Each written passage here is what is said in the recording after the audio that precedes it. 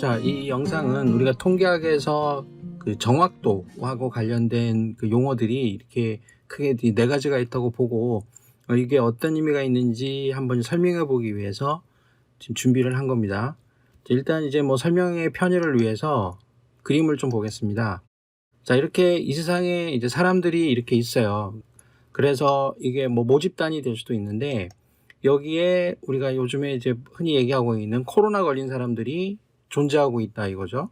그러면은 어떤 사람들이 이 코로나 걸린 사람들이냐 이런 거를 이제 발견해내기 위한 진단법을 우리가 하나 만들어냈다. 그러면은 이 진단법이 얼마나 정확하냐 이런 걸 우리가 이제 알고 싶은 경우가 있겠죠. 그러면은 이렇게 우리가 얼마나 정확한지 알고 싶어 한다라고 했을 때 이 관련된 측정된 척도들 그런 것들이 크게는 정확도, 정밀도, 민감도, 특이도 이렇게 네 가지가 나옵니다. 특히 뭐 통계학이나 뭐 데이터 분석이나 데이터 마이닝 같은 이런 수업을 듣는 학생들은 이 용어들을 굉장히 많이 알고 있을 거예요. 그리고 또 민감도인 경우에는 재현율이라고 이제 표현도 하죠.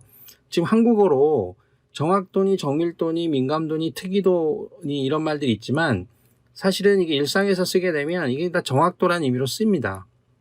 그러니까 정확이라는 말하고 뭐 정밀이라는 말하고 또 뭐 민감하냐 특이하냐 이런 말들이 단어 하나하나의 그 뭐 한자의 의미라든가 어떤 국어상의 그 단어의 의미로 이게 이런 차이가 있는 단어고 이게 이런 차이가 있는 단어다 이렇게 생각할 필요 없이요. 이 통계학 용어를 만든 사람들이 어떤 특정한 정도를 측정하는 용도로 이 이름을 그냥 지정해 놓은 거예요. 그래서 그냥 그런 어떤 특정한 분야의 수치, 측정량을 표시할 때 이 용어를 쓴다. 이렇게 이해를 하는 게 좋겠고, 나중에도 설명하겠지만 이게 원래 뭐 영어로 된 거를 이제 한국어나 한자로 이제 번역을 하다 보니까 이런 말들이 생긴 거기 때문에 정확하게 그 의미를 잘 이해해서 용도에 맞게끔 쓰면 되고요. 일상적인 용어로는 이게 다 뭐 정확도냐 정밀도냐 여러분들 영어 사전 같은 걸 찾아봐도 나중에 이제 이 용어를 영어로 봤을 때도 같은 영어인데도 정확도 정밀도가 같은 칸에 들어있기도 하고 이게 구분하기가 사실 쉽지 않거든요 일상적으로는. 근데 이제 통계학에서 특히 시험 보는 학생들은 이걸 정확히 잘 이해할 필요가 있고 그리고 뭐 신문이나 이런 관련된 글을 보면은 민감도가 얼마고 특이도가 얼마다 이런 식으로 나오기도 하거든요. 특히 이제 영어로 된 문헌에서는 이렇게 정밀하게 나오기 때문에 이런 용어를 좀 전문적으로 잘 이해하고 싶다 이런 경우에는 의미를 좀 알아두면은 또 도움이 될 거라고 생각이 듭니다. 그래서 이거를 설명하기 위해서 코로나 양성 반응이다, 뭐 코로나 음성 반응이다 이런 거를 얘기하면은 한 번에 확 와닿지 않을 수가 있는 것 같아서 아주 그 정확하게 구분하는 표본을 한번 확인해 보기 위해서 저는 집단을 이렇게 한번 나눠보겠습니다. 그러니까 임신한 여성과 임신할 수가 없는 남성이 있죠. 그럼 이거 같은 경우에는 임신을 했다. 그러면은 이거는 양성이 되는 것이고, 그렇죠? 임신 여부가 우리가 파악하고자 하는 목적이라면, 자, 임신한 여성이 양성 그룹이 되는 것이고, 그 다음에 임신하지 않은 그룹이 음성이 되는 것이죠. 그러면은 자 누가 임신을 했느냐라는 거를 발견해 내고자 하는 검사법을 적용시켰다. 그럼 이 검사법이 얼마나 정확하냐? 뭐 이거를 우리가 확인해 볼 수 있겠죠. 그럼 이 검사법을 통해서 테스트를 해봤더니 실제 요만큼이 양성이라고 나온 거예요. 진단을 한 거예요.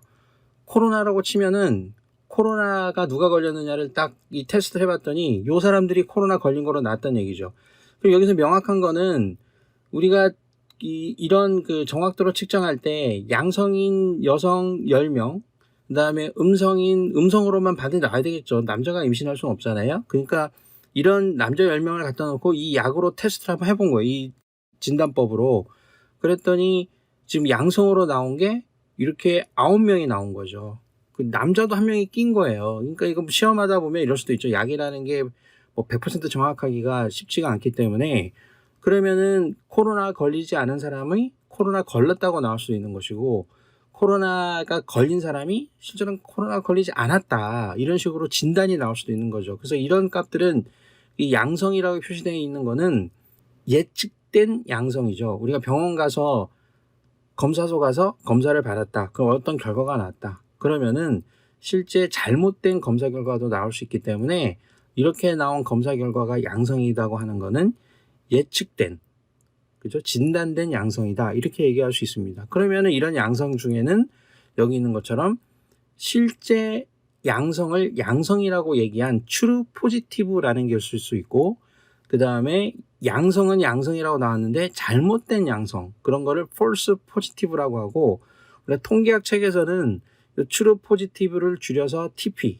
false positive를 줄여서 FP 이런 식으로 많이 씁니다, 용어를. 그래서 거짓 양성, 거짓 음성 이런 식으로 이제 용어를 쓰는 것처럼 그렇게 쓰기도 하고, 뭐 플러스 마이너스로 쓰는 경우도 있는데 보통 TP, FP 이렇게 나오는 거예요. 그러니까 이거를 정확하게 우리가 알기 위해서는 자, 양성이라고 나왔는데, 자, 나온 거는 예측한 거에 한번 맞춰본 거예요.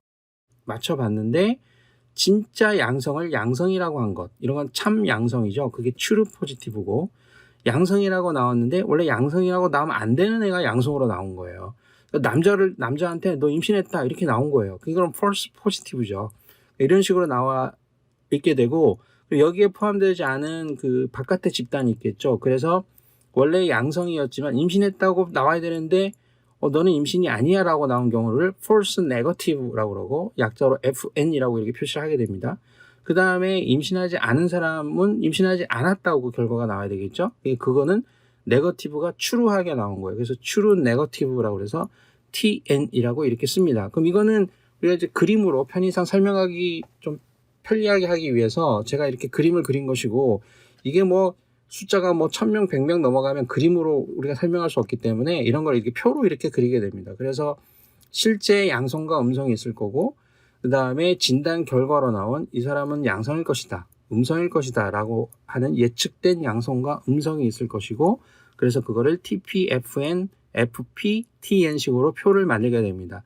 이거를 아까 우리가 만들어 놓은 아까 그림 예제로 다시 적용을 해서 숫자화를 시켜보면, 자, TP 쪽에는 8명이 있는 거죠. 그러니까 이 진단법을 사용했을 때 8명의 여성이 자, 임신을 했다, 양성이 나온 거예요. 이거는 이제 맞은 거죠. 우리는 이미 결과를 알고 있는 거예요. 그걸 가지고 이 이야기 얼마나 정확한지 지금 정리를 해놓는 거기 때문에.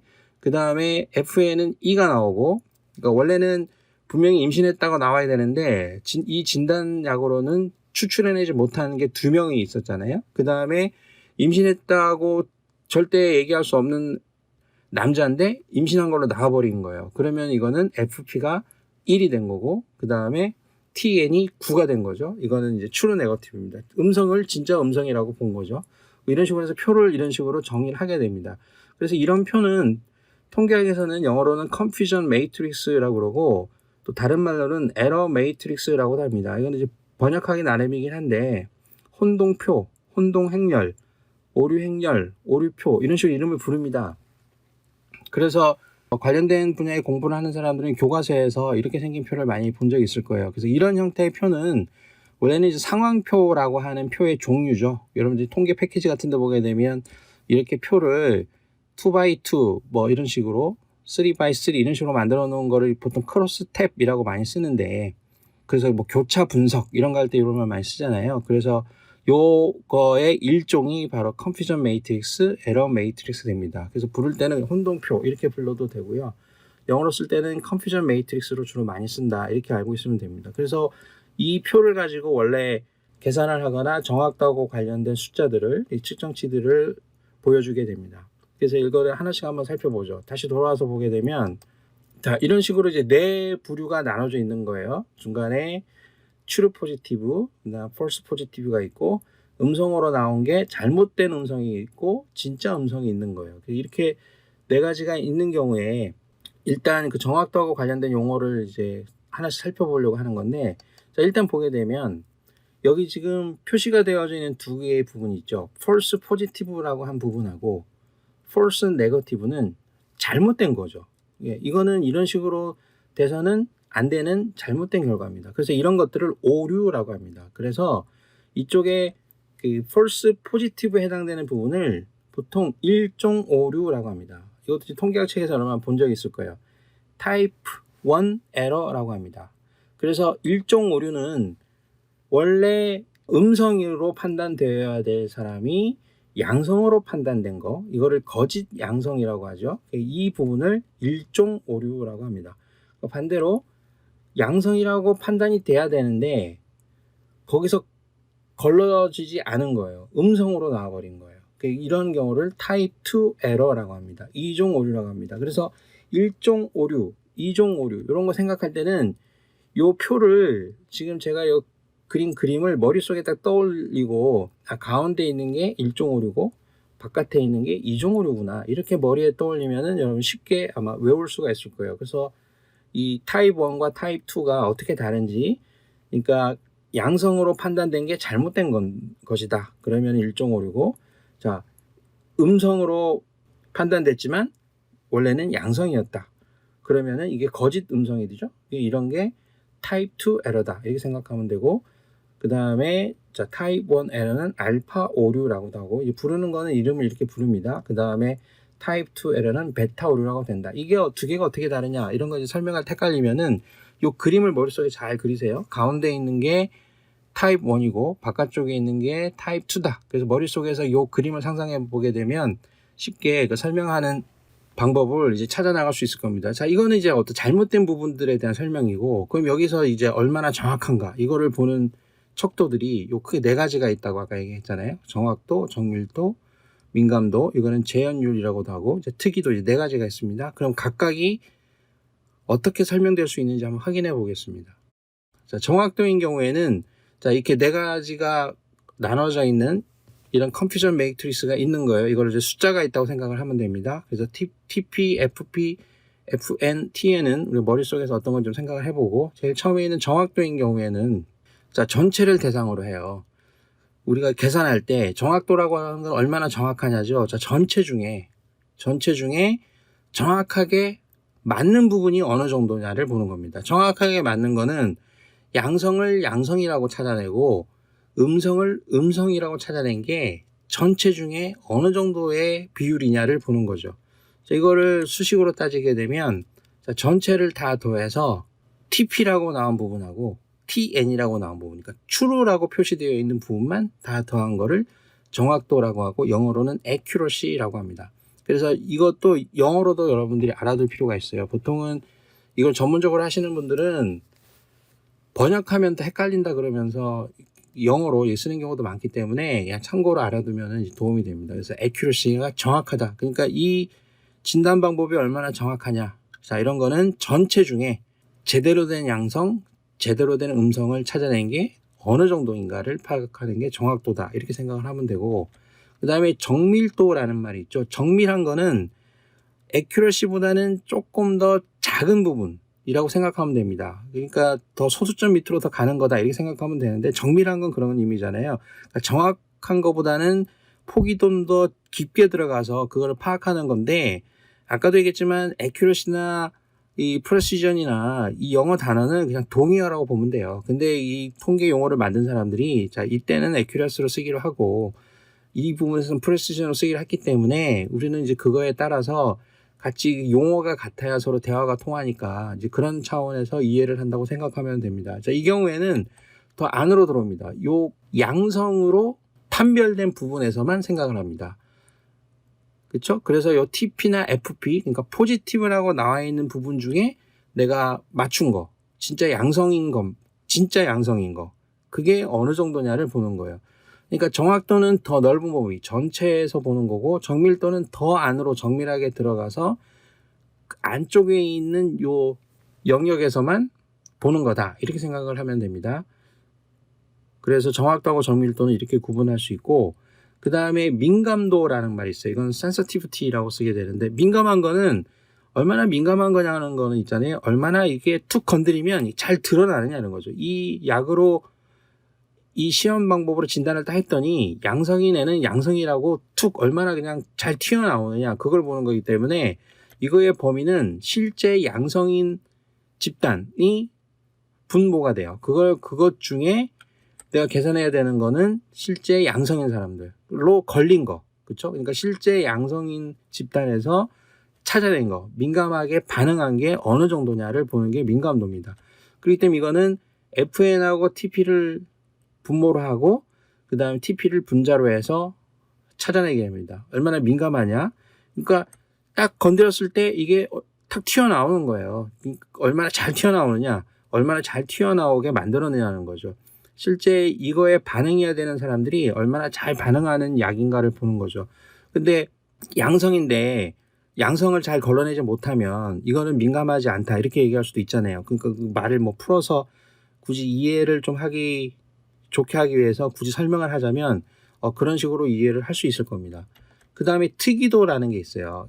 스페시피시티라고 하는 건데 단어가 좀 특이하긴 하죠. 이거는 우리가 보통 종특이라고 하는 겁니다. 그러니까 그 집단에서만 나타나는 성질, 딱 거기에 포함되는 애들은 딱 거기에 딱 잘 포함되게끔 성질을 보여야 된다는 거죠. 그러니까 이거는 양성인 경우, 음성인 경우, 양성 집단이든 음성 집단이든 그 집단의 특성에 적합하면 그게 특이도가 높다고 할 수 있는데 이거는 네거티브 집단의 대상으로만, 네거티브 집단을 대상으로만 얘기를 꼭 하게 됩니다. 그래서 대상이 요 네거티브 집단을 대상으로 해요. 그러니까 음성인 집단을 대상으로 했을 때 그 음성인 집단의 특이성을 제대로 잘 보여주고 있느냐 없느냐를 보는 거죠. 그래서 요 안쪽에 있는 것만 보는 겁니다. 그러니까 내가 네거티브 집단이다 그러면 네거티브 집단의 특이성, 특징을 잘 포함하고 있어야 되겠죠.